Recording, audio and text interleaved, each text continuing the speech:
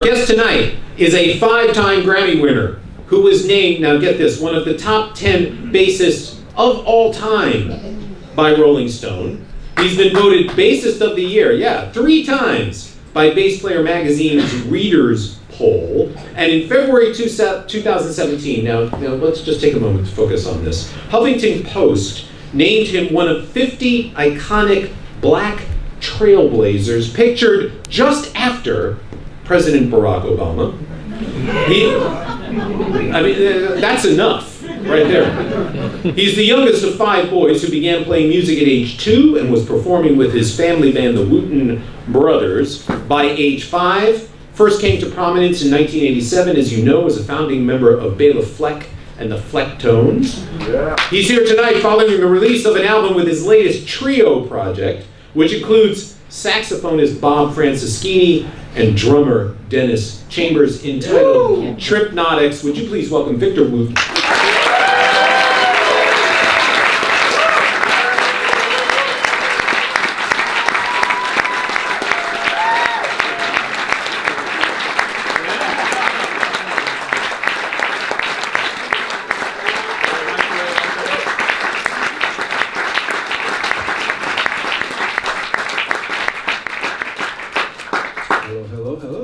Victor just said to me that after that introduction, we have nothing left to talk about. We are planning with all that. So, and the first question I have to ask before I say, or after I say thank you for being here, TRYPNOTYX. Tell me about the title. For one, I like making up words. Okay. Like, I had a record called Palmistry. Mm-hmm. It's almost like palmistry. Right. TRYPNOTYX is sort of like hypnotic. But with a trio record, we were looking for something that had to do with the number 3. So like triptych, sure, triumvirate, and we just made a list. And one day, in going over this list with Bob Franceschini, the saxophonist, he said, TRYPNOTYX. And we're like, yeah, I like that. And then he typed it out, or wrote it out, and changed the spelling, put some Y's in there. Yeah. Like, okay, cool. Because it speaks to me of hypnotics. Exactly. Yeah. Exactly. But it's more trippy, Yep. Yep. And it's almost like taking you on a trip also. Yeah. If you listen to the record, if you get into it enough, you can see that there's a voyage going. Well, and I want to talk about that in a minute. You're involved in so many musical projects. I'm wondering, why a trio project now? Well, it didn't start as a trio. I actually had another bassist. And the first shows we did was with another bass player, a good friend of mine named Anthony Wellington, that I know some of you know, yeah. And then well, to make the story a little shorter, I just realized if we could pull the same thing off as a trio, it would be cooler. As much as I love Anthony. So I had to talk with him about it. And he got it, he was fine. Because there's a new technology that I have on the bass called fret tracks, which allows for me to play organ sounds and keyboard sounds. A lot of times on the record, you'll think you're hearing keyboards, and you are, but it's playing on the bass. Yeah. Which brings me to the question that this particular trio, bass, saxophone, drums. Yeah. So it's 2 monophonic instruments, not to get too terribly supposedly. Yes, yeah. Yes, and there are things that you do clearly that change that dynamic. As well as sax. Yes, but just looking at the instruments themselves, you would think, what's missing here? Exactly. That's why it's so cool. Yeah. Well, and that's my point is change and approaching things differently. Yeah. Musically. Why is that important to you? I don't know that it is important. It's just how I hear it. I mean, a good musician hears music, not just their instrument. So when I'm playing, which is a big reason why I play the way I play, good or bad, is why I play the way I play. When I play the bass and I'm by myself, I hear drums. I hear chords. Of course, I hear the bass, but I hear a melody instrument also. Yeah. So if I'm by myself, just hearing it in my head is not enough. It comes into my playing, and in most cases, not even trying. Even the rhythm stuff, mostly, it just comes out. Like, there's a lot of rhythmic things that I do that I've never practiced. I can't even say I never even learned. It's just I heard it so much explain it to you this way. If you go to Australia for a month, you'll come home speaking with an Australian accent. Okay. Not through practice. Yeah. Just because you've heard it's there. It just comes out. So a lot of what I do musically just happened that way because I heard it so much. What is it about Bob and Dennis in particular? They work cheap. Thank you very much for coming. Good night. No, my manager's out there. She's cringing right now because she knows that's not true.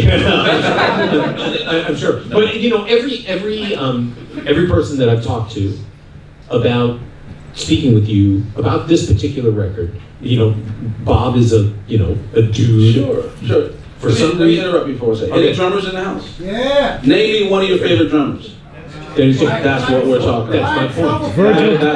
Well, you beat me to my point. I get the feeling this is the way the entire interview is going to go. Victor's going to beat me to my point. That's exactly right. Is Dennis Chambers. Everyone I talk to, Dennis right. Chambers. If you ask any great drummer, including Clyde Stubblefield, which is also one of our favorites, if you ask him to name 5 of his favorites, Dennis will be one of them.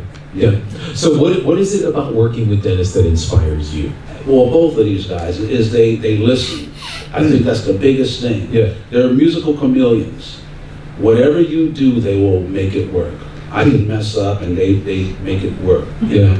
So yeah, whatever you throw at them, they can blend to it. I'm walking around the Grammy Museum today and I'm like, oh, Bob played with him, Bob played with him. You know, I'm seeing Sarah Cruz, I'm seeing J-Lo, I'm seeing all these different people. And Bob played with all of them. Yeah. So a lot of people don't know Bob by name, but guaranteed you've heard him. Sure.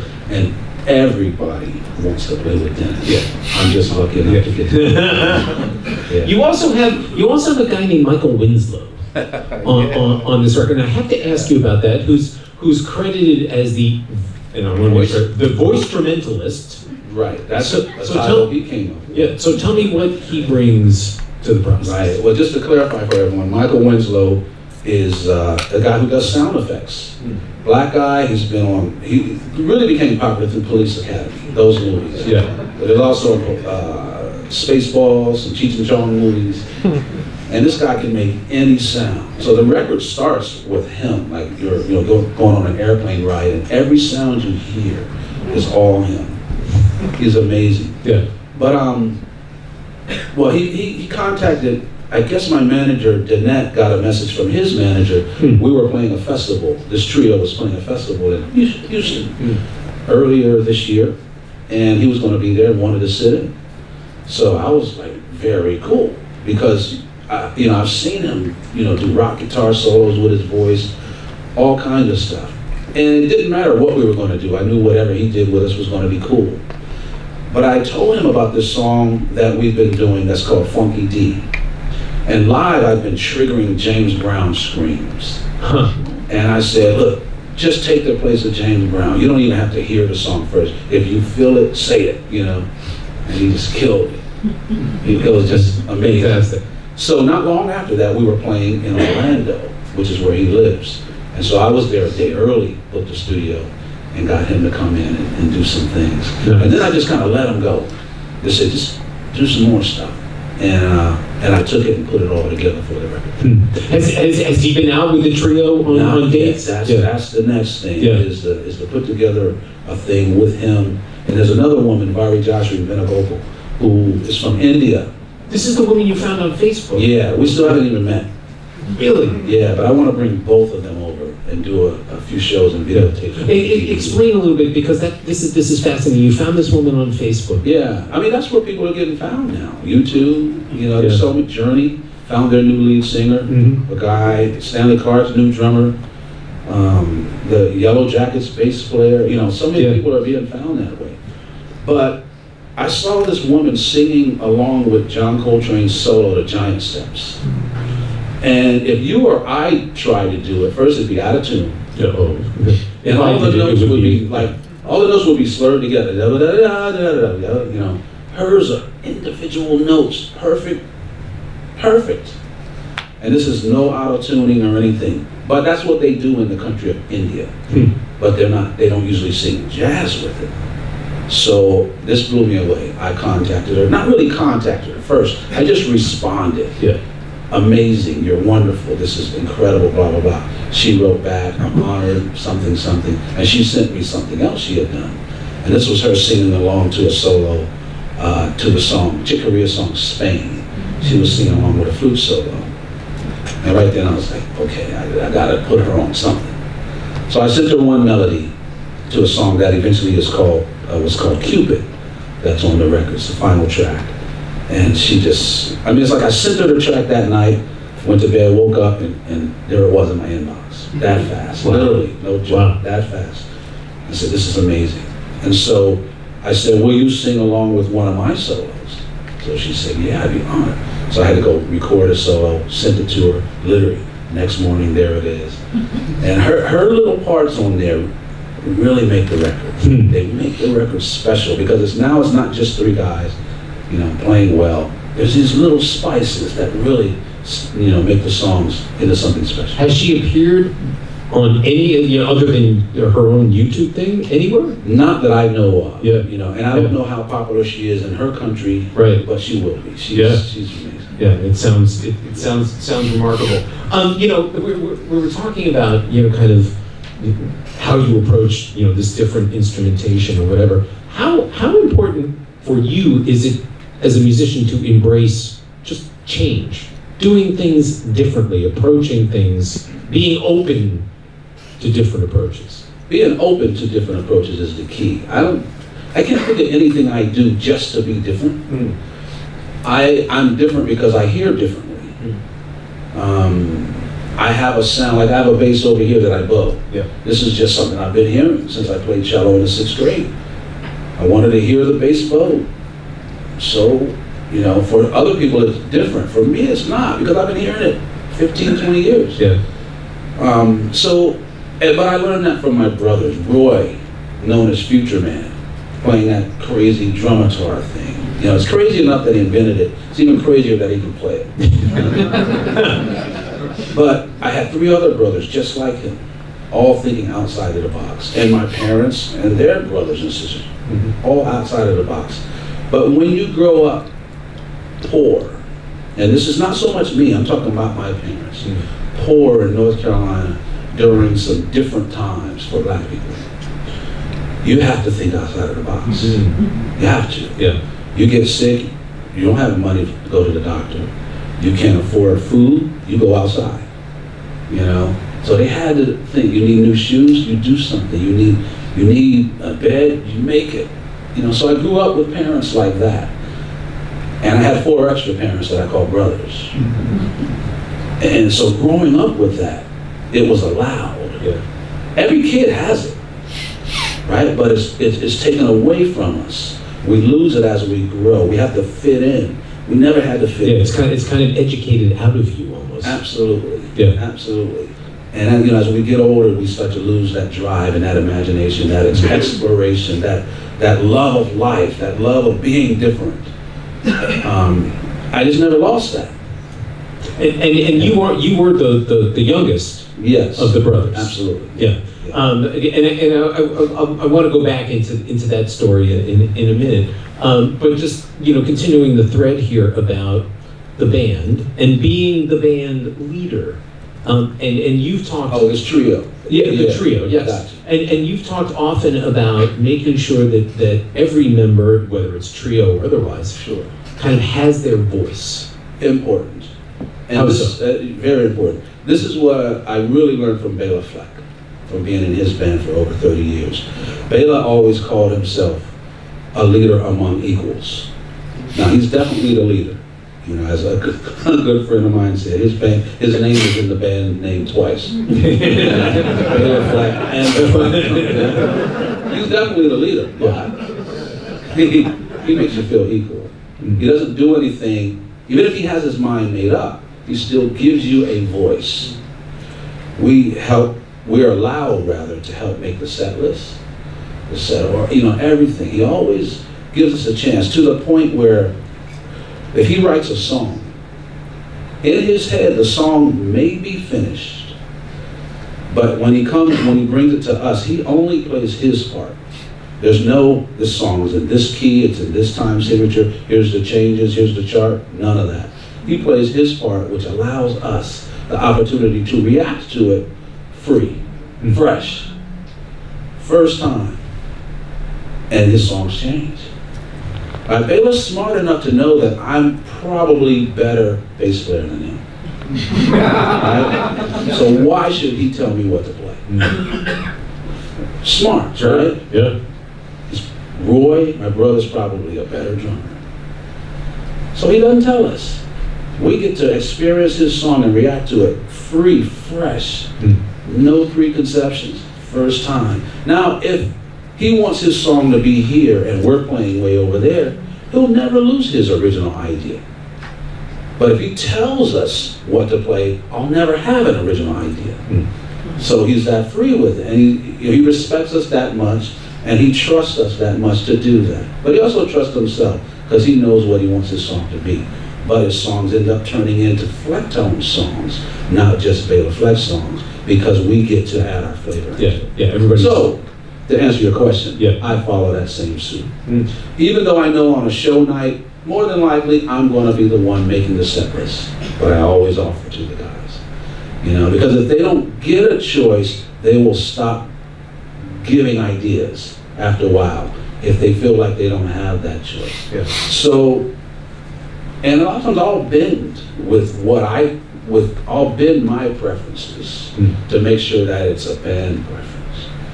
You know, if someone likes this arrangement better than my arrangement, then we'll talk about it and see, okay, let's do that. But I want it to feel like a band. I want these people to feel, whoever's in my band, I want them to feel invested in it, that we're working together. They're not just working for me. And I'm imagining the same goes when you went to record the record. Oh, of course. You know, in terms of the songwriting, in terms of the, you know, the arrangements of the songs. Absolutely. Again, and a lot of the times, especially the songs that I wrote, I have an idea how I want them to go. But Dennis Chambers is Dennis Chambers. Am I going to tell him what to play? You know, I have an idea of what I want, but and I found out with Dennis too. And this is cool about him. Dennis doesn't read music, but he has a memory like crazy. So I found out, because this is the first time I've ever done a record of my own with him, I found out that if I put a scratch drum track on it, he'll play it. By the time he's coming to the studio, he knows it. And I remember early on in the recording process, that was happening. I would say, no, Dennis, no, I want you to play you. Nah, that's me. You know, don't play that, that's horrible. Play you. But he had my part down. Now, he made it sound better. But I realized, oh, wow, don't do that anymore. Don't give him any ideas. Just do a click track or very little and let him come in fresh, you know, rather than giving him a lane to go down, you know. Yeah. He's that, you know, his memory is that good. So, but anyway, the main thing, getting back to your question, is I want them to feel invested in the project. I want them to know that they can take it in a direction that they wanted to go in, and not just have to please me. Yeah. There's a track on the record. I want to talk about some of the tracks on the record. There's a track on the record where you include dialogue with your kids. Yeah. Tell me a little bit about and how that came to be. Sure. Ever since my first daughter, Kyla, was in the womb, she's been on every record since. So she's on my records. First started on a song called Heaven Is Where the Heart Is, and you heard her heartbeat. And then the next record after that, and that was my second record called What Did He Say? Next record, Yin Yang, she was 13 months old, and I just recorded her baby talk, which when babies talk is so musical. Speaking of that, is Ellen here? Yeah, Ellen, where are you? Ellen, there she is. Yes, speaking of beautiful babies. Hey, Ellen. Yes, all right. Lose my train of thought. It's a beautiful baby. Dialogue. Anyway, basically I recorded my daughter talking, and I learned it on the bass. Because it's just pitches, it's musical. It wasn't real English yet. It's just, whatever. And I learned it. Played what I played. I recorded my bass part, playing her pitches. I had my brother Joseph listen to what I was playing and add chords to it. Then I put my daughter's voice back in, and it sounds like she's singing. You know. So I've always had my kids on the record. On this particular song, it's called Final Approach, because we're coming to an end on this record. I have to credit this band called Back Bay or something like that. I credit them on the record. They had contacted me through Facebook saying, we heard your TED Talk and we liked it, and we want to use part of it in a song. I said, well, let me hear it. And they sent me this idea gave me the idea for Final Approach, where they used part of my TED Talk with music behind it. And basically I said, I love it, please use it. I said, but I want to do a similar idea. Do you guys mind if I take your idea and do something similar? They said, we'd be honored. So, and I said, I'll credit you. So I took the similar idea. It's a TED Talk that I did that you can go online and see, and I ended with a thought of to scare each other or threaten each other or to kill people to prove a point. And then I said, is anyone working on a bomb that makes people love each other? And then I said, well, I believe we already have it. We do. And you can listen to the record to figure out what it is. Yeah. But so I recorded my voice saying, I paraphrased my TED Talk and I said it again. But at the end of the record, after listening to all this music, and a guy really brought this to my attention when I had played him the record as it stood at that point. He said, wow, after all this music, it sounds sort of like you're talking at me. And I'm like, whoa, it's kind of heavy. And I thought, you're right. So I took the exact same words, but I spread out the dialogue between my kids and me. And all of a sudden, the point is still just as powerful, but it's pleasant to listen to. It's not like you're just pointing a finger at you, like you're wrong. Yeah. And so I was inspired by another guy that was helping me on the record. But it also allowed me to continue my tradition of having my kids on. Sure, that's fantastic. Yeah. Are you always writing? Are you always writing songs? Am I always right? Yeah. Are you? Yeah. No, that we know. That we know. Because I've talked to all manner of songwriters. Some songwriters are always writing, and when it comes time to make a record, they kind of look through what they have and pick out the best ones, or thematically connected or whatever. And others only write when it's time to do the project. I'm the latter. Only when it's time to do the project. For the most part. Yeah. For the most part, I need a record. Time to rest. Time to rest. Yeah. But at shows, if I play something cool at sound check, guaranteed I pull my phone out and I record it. And I label it, LA Grammy Museum, whatever the date is. Right. Put it away. Then when it's time to make a record, I go through these old iPhone things. I say, oh, that's cool. Write that one down. Oh, this one might go with that one. Write that down. Then I take these ideas and I put them in Pro Tools. And I literally put my recordings in there. And then I can move them around and say, oh, this might sound better first. And then I re-record it. Yeah. So I can't say I'm not always writing, because if I get an idea, I want to capture it. Yeah, you're there with it. But I'm not always working on tunes. I'm not that kind of writer. Yeah. Where does it? I mean, you talked a little bit about maybe you kept something in soundcheck or whatever, but in general, where does inspiration come from for you? That's a good question. I don't know where it comes from. I'm just glad it does come. Yeah. Well, I read a great quote by a very famous guitar player who was asked, how do you come up with those memorable riffs? And he goes, I don't so much create them as I receive them. Yeah, I can believe that. When things are going smoothly, it sure feels like that. Sometimes when you have to work for it, it feels like you're doing it. Yeah. And to me, how hard I have to work at it, that kind of lets me know how open or closed I am. And then I just look, this shouldn't be hard.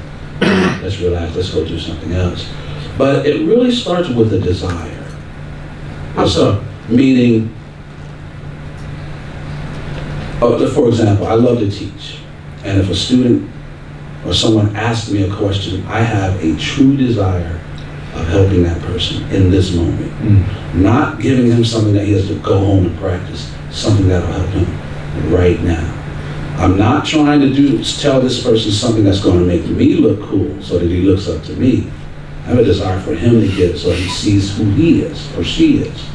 That true desire opens up something that gives the answer that is needed at that moment. It kind of starts with that. When it's time to write, I need a record, not so much for me to look good or win some more awards. That's nice too, but awards come from other people. That's their decision.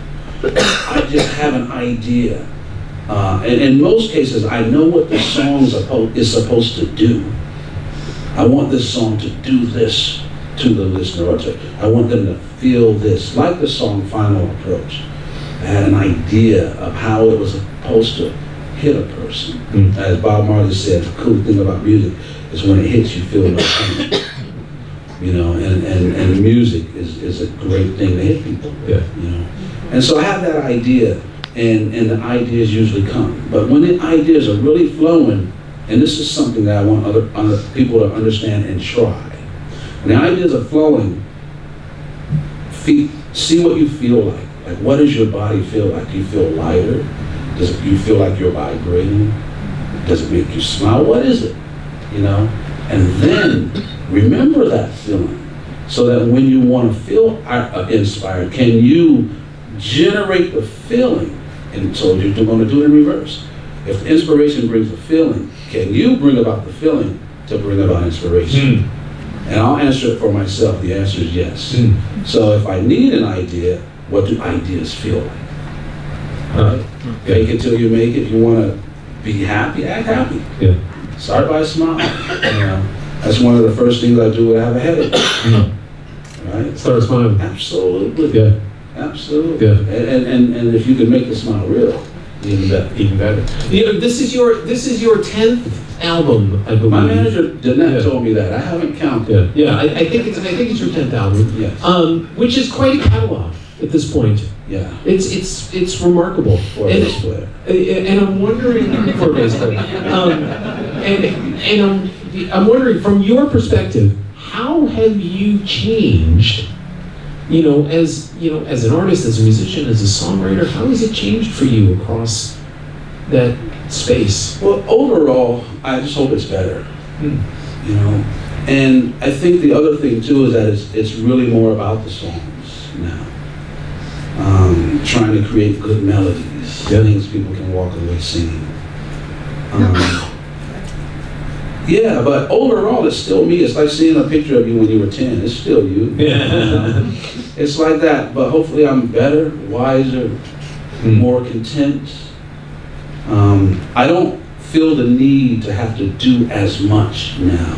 Like when Michael Jordan got older, he didn't have to dunk every shot. He learned how to do that fadeaway jumper. Right. He still won. And share the ball. And share the ball, absolutely. Absolutely. You have to carry the whole team that way. So I feel a little bit like that. You know, not to really equate myself with Michael, but I feel like that. Like this trio record feels so good to have these guys equally represented. Sure. And speaking of, there's another record you made that I have to ask you about, the SMV project, you know, with Stanley and Marcus Miller. And what interests me about this is, so here you are a master bass player, and here you are with these guys who are obviously your heroes.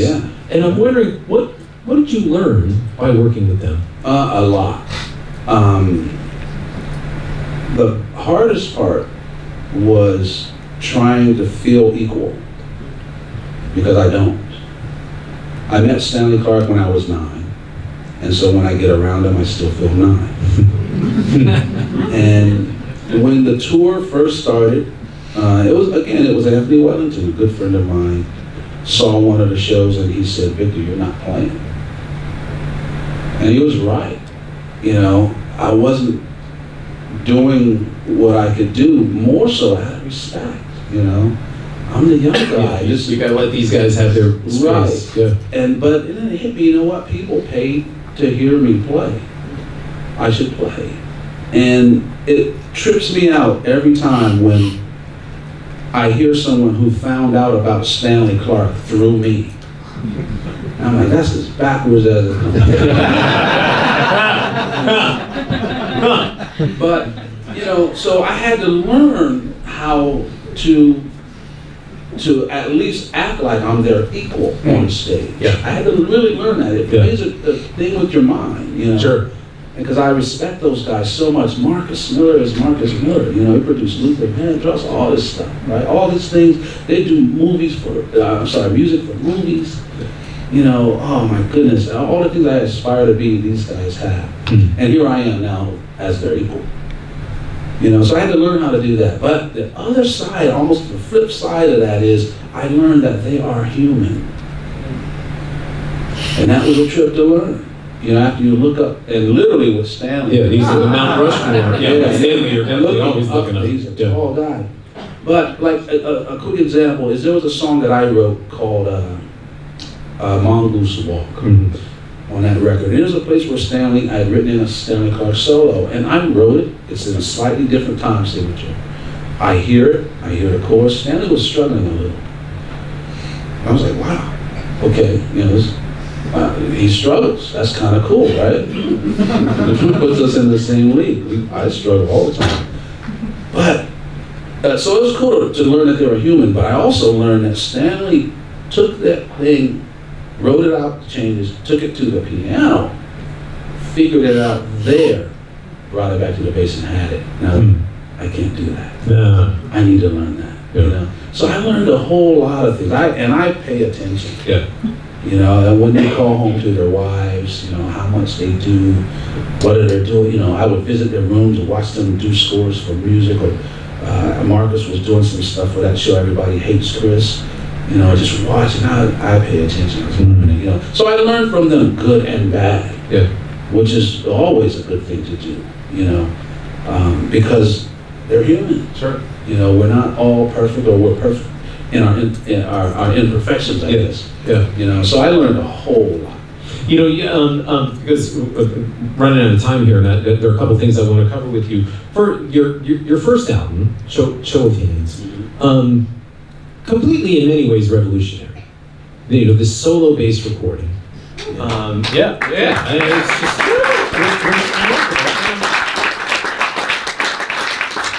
and you know, as you listen to it, and you go, this is mind-boggling. And I'm wondering, as you were making it, did you know you were doing something utterly innovative? Yeah. I didn't. Okay.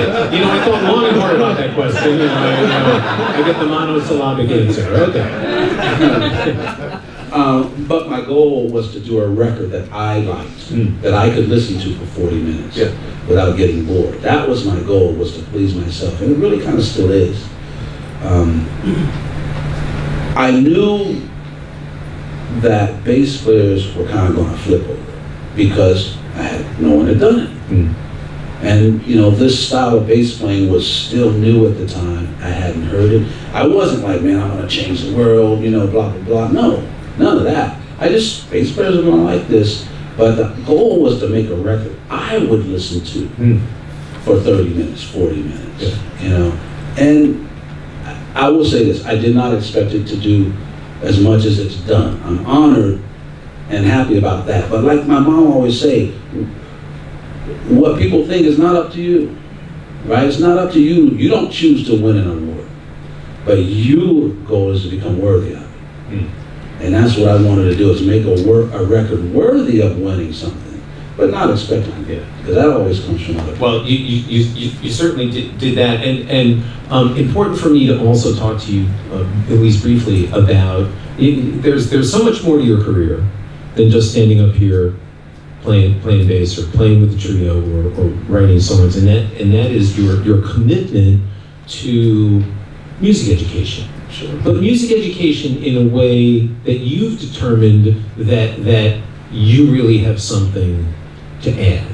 Me personally, or the person? Well, no, your philosophy. Oh, I mean, but who doesn't have something to add? Everybody. Well, yeah. Tell us about Wooten Woods and kind of the thinking behind it. Well, the main thing is this: is when Bela Fleck The Flecktones became popular, I started becoming popular. I found myself in Bass Player magazine a lot. I was literally on the back cover of that magazine 3 straight years. I was with 2 or 3 other bass players all the time. But for 3 solid years, a big or small picture of me was there. And I found out right away, if you're in that magazine enough, people think you're good.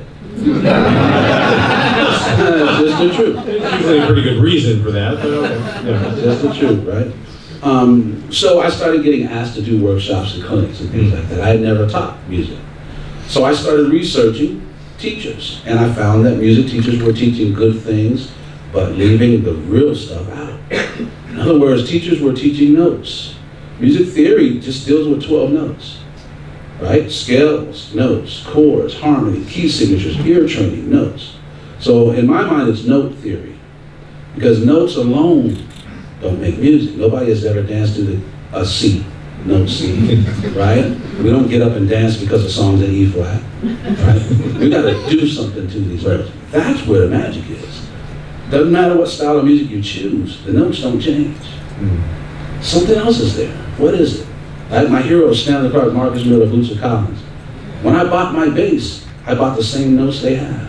Why don't I sound like them? It's something else. The notes you can buy, literally. There's something else there. That something else wasn't getting taught. So, not to undermine what was being taught, but to add to what's being taught was my method. And the same way you can learn words of any language doesn't mean you can speak that language. Even if you can speak that language, if you're not saying anything worth listening to, who's going to listen? Where's that being taught? And it wasn't. And so that was what I set out to teach, was to fill in the blank. So I took everything except the notes and started teaching that. And for some reason I came up with 10 parts of music, equal parts of music, notes only being 1, 9 other things. What are the numbers 2 through 10? And I have my idea, but I kind of guide the students into coming up with the other 9 ones. So you can get rhythm, right? Tone, articulation, phrasing, feel, dynamics, technique. We need technique, but we also need to listen. Who teaches that? Or space. I love this. I've read a lot about your comments on space. Man, powerful. I mean, silence. That's what brings people closer to you. Like right now, if you ask me about my brother Rudy, who passed away a few years ago, and I tell you where he was born, he used to play 2 saxes, won this award, you know, you'd be doing like that. You'd just be listening. Yeah, right. But if you ask me about Rudy and I can't say a word, and it's just silent, and maybe a tear, you will feel the urge to get closer to me. That's the power of space. Space draws people in, right? So I started experimenting with that and learning that, and I found ways of pulling my audiences closer. And you know, Miles knew it. A lot of great musicians, all the great musicians, are using this, whether they really know what they're doing or not. But it's powerful. So who's teaching this? No one. So I just found ways to teach it, and it's just mainly through paying attention. And when I'm at a concert, I pay attention to what moves me or not. If I'm watching the concert and I feel the urge to check Facebook, I stop. Why did I lose attention? What was it with this show? And I'm a musician, listening to music, and I want to check Facebook. Right? What happened? And I pay attention. Write it down. Don't do that. And I love the idea of practice less and play more. Of course. How did you learn to talk? Through practice? Yeah. You didn't sit in a room and say, okay, here's your words for it, go practice. No. The good people talk to the bad people, right? Meaning the pros talk to the beginners. That's how you learn. You were jamming with pros all the time. That's not genius. That's just paying attention. Yeah. Right? That's just what happens. That's how we got good quickly. But in music, beginners play with beginners. You're corrected the first day, so you know you're wrong. If it's a C major scale, you put a C sharp in it, you're wrong, right? So we end up not playing to be free like we taught. We're playing not to mess up in front of the teacher. You're in jail the rest of your life. And sadly to say, most musicians never lose that. Never leave it. But our heroes did. Right? And until you do, you know, I just feel for you. And my whole goal is to bring that back. And I found out how to do it. And it's through these other elements. Yeah. And also you make a specific point, particularly with Wooten Woods, about the connection between music and the natural world. Absolutely. That's the connection between everything. Everything we do, think, say comes from nature. The word natural means to be like nature. You're a good natural speaker. You're a good natural interviewer. Maybe you've worked on it, but you're doing it naturally. Our quest is to do whatever we want to do naturally. Whether we realize it or not, what we're trying to do is whatever we want to do it like nature. Nature is the most natural thing on the planet. A bird doesn't have to go to school to learn to sing. A bird just sings because the sun comes up. Right? Who plays music that way? I play to get paid. Right? You know what I mean? So if I can't even think of my music like a bird, that's unnatural. A beaver doesn't have to practice building a dam. It just has the innate ability to chew it down a tree and stack its logs up. Right? A squirrel built with the knowledge and born with the knowledge of how to build a nest. So what are our natural abilities? That's what's more interesting to me. So fair warning, I'm going to ask for a couple questions from the house here. Just a minute. You also speak of, and this is something else I find fascinating, about being mindful and remaining in the moment. And you know, that sounds simple, sure, but it's something you need to work on. Well, yeah. And again, I usually teach or talk about things that to supplement what we already know, not to replace. Like when I talk about the numbers 2 through 10 and tone and all, it's not to replace the notes, it's to add to it. So when I talk about being mindful, it's to add to the mindset of not being in the moment. As humans, we can look ahead so that we can prepare in the moment for what might be coming ahead. We need both of those. But as we grow older, we lose sight of the now. So time speeds up because we're never here. We're in the past or the future. Right? Kids, days are long because they're right here. They're not looking at the future. Right? Get in a car accident, you pay attention to what goes on right now, and time almost stops. Right? So that's the key to slowing time down, is to be in the now. Days get longer, find out you have more time. But we're usually doing this with the thought of that.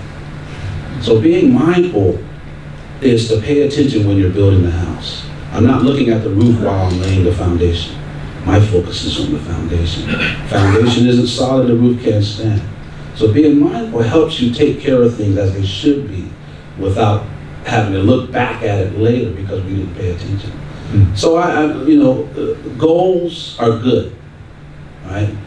But we have to take care of this to get there, right? So I even tell people the concept of win the day, meaning win every part of your day. Be mindful and be successful at every part of the day. For example, when you wake up, get out of bed, make it. Make your bed. Who can't do that? Right? If you can't do that, you think you can do this big thing? You can't even do this little thing. So make your bed. The other thing about that, and I heard a great military guy talk about the same concept, but I actually learned this from a football coach. But making your bed is a success, right? You go and use the sink or the toothpaste, clean up after yourself, another success. So I'm taking care of the things that I have control over. I don't know if I have control over the big success in the future, but the little success gets you there. And what you end up doing by doing this is you make success a habit. Success literally becomes a habit. You become habitual at being successful. Right? We equate success with something so far away. But we can be successful as many moments of the day as possible. And then we can win that day. And then you just have more better days than bad days. Yeah. It's fantastic. Do we have a question or two from the house? Yes, right here. Yeah, I got a question for you. I watched a couple of videos. I know that you like the Pure Blues DR. Pure Blues DR strings, yes. Yeah, I tried a couple. I tried a pair of those. I do like them, but have you ever tried? Because I noticed that you have some of the P-bass pickups on your bass as well as jazz. Have you tried the nickel lowriders? Of DR? Yeah. Yes. What did you think about those? I like them. Would you like the Pure Blues? Yes. Yeah. The thing is, there's so much good stuff out there. Yeah. And I'm happy about that. But for me, it's the difference between Nike and Adidas. They both do the job. You got to decide what you like. I just happen to like the Pure Blues. Not that I don't like the lowriders. I just like the Pure Blues. When I was looking at DR, I tried a bunch of their different strings. I figured you did, yeah. And those were the ones I chose. Yeah. We got bass players. Who else? I've never seen an audience so shy. Yes. Where did you grow up? I say Virginia, Newport News, Virginia, because from 3rd grade in '73, I was in the 3rd grade, and I graduated high school in '82 and left Virginia at the end of '88. So you think about those years, 3rd grade through 6 years after high school, those are my formative years. My main friends were there. But before Virginia, we lived in Sacramento. And that was where us brothers really started playing out, doing clubs. Reggie said I turned 6 when we were living in Sacramento, and we were on tour with Curtis Mayfield as the opening band for his Superfly tour. Yeah, so I have a lot of memories of Virginia. I'm sorry, of Sacramento, Rancho Cordova, Sacramento. But before Sacramento was Hawaii. Right, that's where I very first started playing a toy guitar with my brother. So I have memories of that. So, you know, I have memories of all these different places except where I was born, Idaho. Right? I don't even think I was there a year. I don't know how I got. They must not have anybody in Idaho to name, you know. But Virginia is what I usually say. Even though now I live in Nashville, Tennessee, and I've been in Nashville longer than I was in Virginia. But I still say I grew up in Virginia. It's a long answer, right? So last question. You know, you've talked about a lot of things tonight. You know, in terms of being a musician, being a band leader, tolerance, kindness, mindfulness, helping others, particularly through your teaching. And I'm wondering how for you, how do you stay connected to your core beliefs? Well, one of the things, it starts from my upbringing. Mom would not allow us to stray. Let's put it that way. So I grew up hearing things. Actually, another book I'm working on is a book of my mom and dad's quotes. And one of hers was, what does the world need with just another good musician? She says, we have plenty. She says, what we really need are good people. And what she meant by that is that if I want to spend all this time, money, effort, playing this thing, this piece of wood, you know, with some nickel string, what is it doing for the rest of the world? Is it just making me better? Right? It needs to make everything better. And so I learned as a kid how to attach whatever my dreams are to the rest of the world. And then the dreams, like Wooten Woods, it almost built itself. Being a place where I run my camps just outside of Nashville, it's like it built itself. Everything we needed, a person showed up. We didn't call them, they showed up, say, hey, this is my skill. Really? We need that. Mom would also say, treat life right, life will treat you right.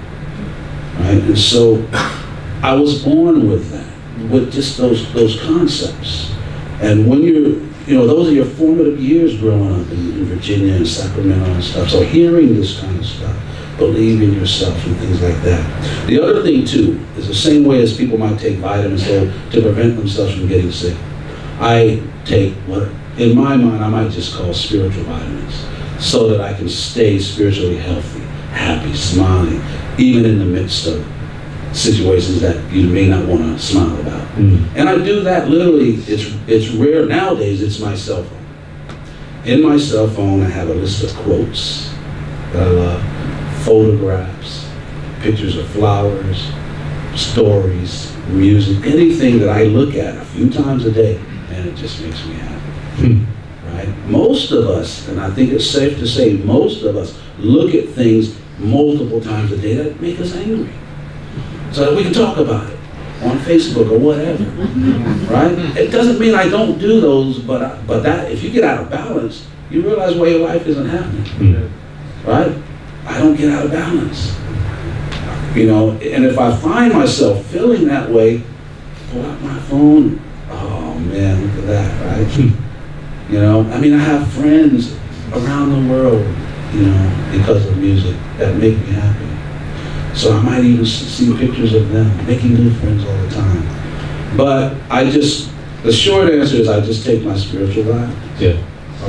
For lack of let's just say my happy vitamins. Well, I don't want to rub anybody wrong. Well, I can tell you that having you here tonight has been a spiritual vitamin for all of us.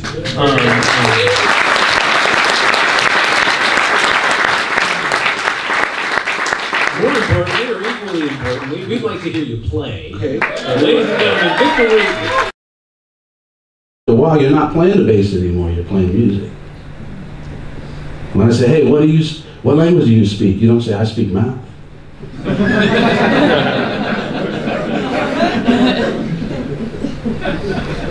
But we're quick to say, I play bass.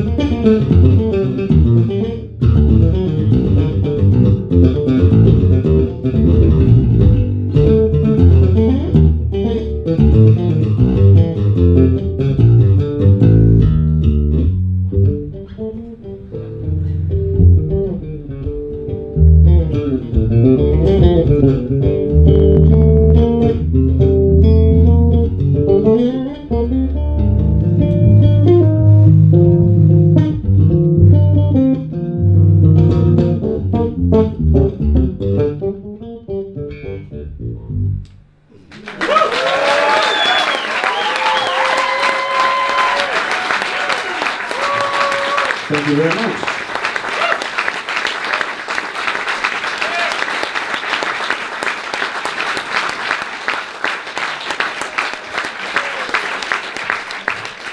Thank you, I appreciate it. Thank you. It's fun getting to talk and getting to share some ideas. I like that. We're really just about out of time. I think we're supposed to be done by about 9:30, and it's 9:24. We got time for 4 more songs. Well, yeah, I'm sure we all have time, but we don't own this place. Danette, I've got, if I play like one more song, what should it be? I Saw God. Really? Yeah. Think so? Yeah. I heard you play. All right, that's my manager, Danette Albetta from New York City.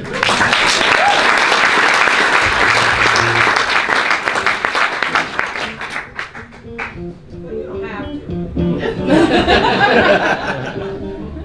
Oh, I What? Oh yeah, really? Okay. Hey, did anybody ever see that thing I did, video and recording that was on Facebook for a while, called Octavision? Some of you guys saw that? Yes. Well, the creator of that, the guitarist who wrote it and got me involved, is sitting over there. Hovak, where are you? Raise your hand, Hovak. That's the guy who actually wrote that song, created it. And you can talk to him because a whole album is coming, right? Hovak? Great music, some of the hardest stuff I've ever had to play. So we're glad you're here. That's his beautiful daughter and his wife over there. Thank you all for being here. And I got a lot of friends here, new and old, so thank you all for being here. Really appreciate it. Yeah, you're welcome. We'll be back here in Los Angeles in January. I believe it's something like January 26th.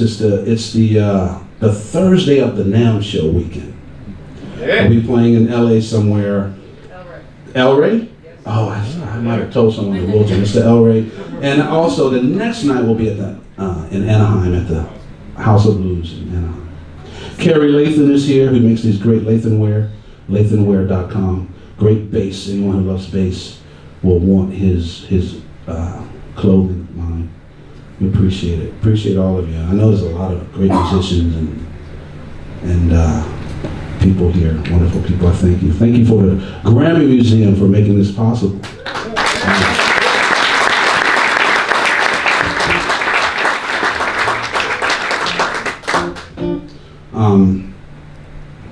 I'm talking because I'm still trying to figure out what I'm playing.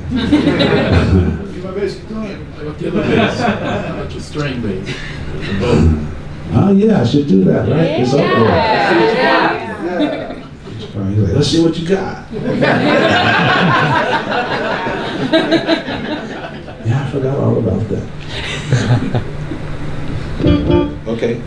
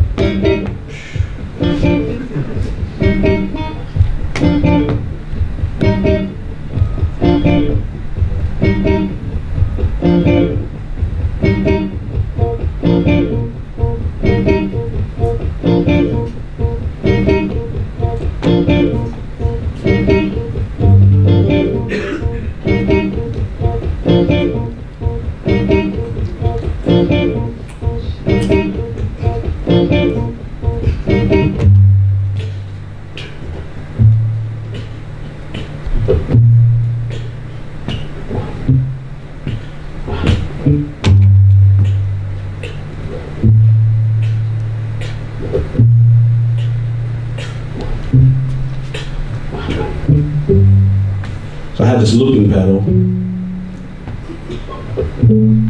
Shoot. So I can record myself on the fly.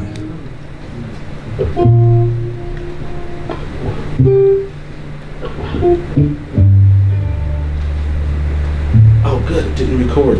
Good. I can redeem myself. So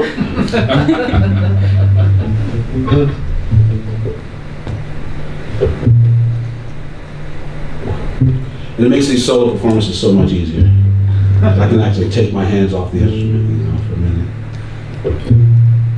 So I'm going to set up something here.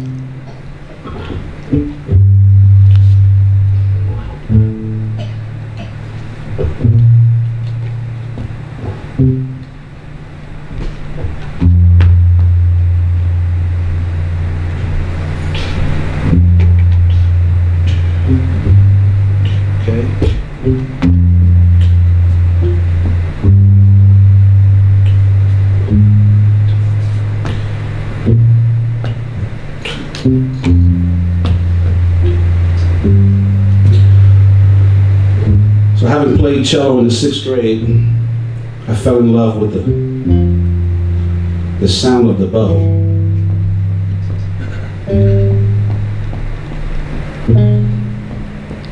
And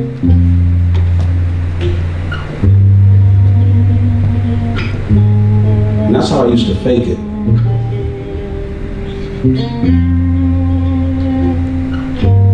Until a wonderful woman in Nashville named Connie Ellisor approached me about actually writing an electric bass concerto for electric bass and orchestra.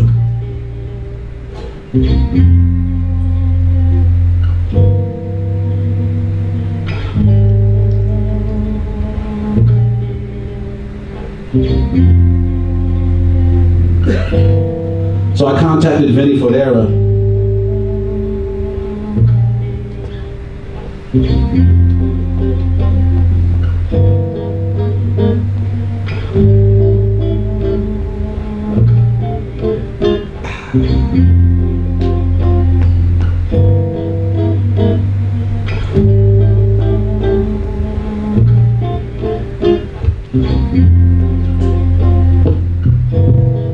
And we came up with a new instrument that I can actually bow. Because after faking it for all these years, I figured, why not just bow a real instrument? So I'll play this for you.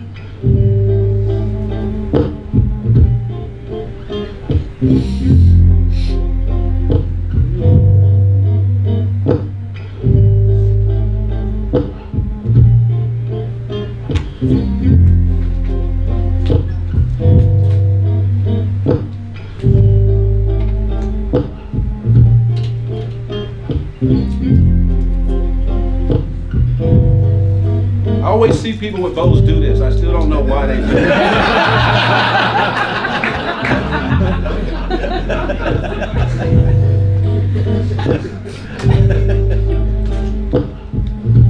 If I was going to play with the symphony, I had to look like I knew something. So I bought some of that stuff.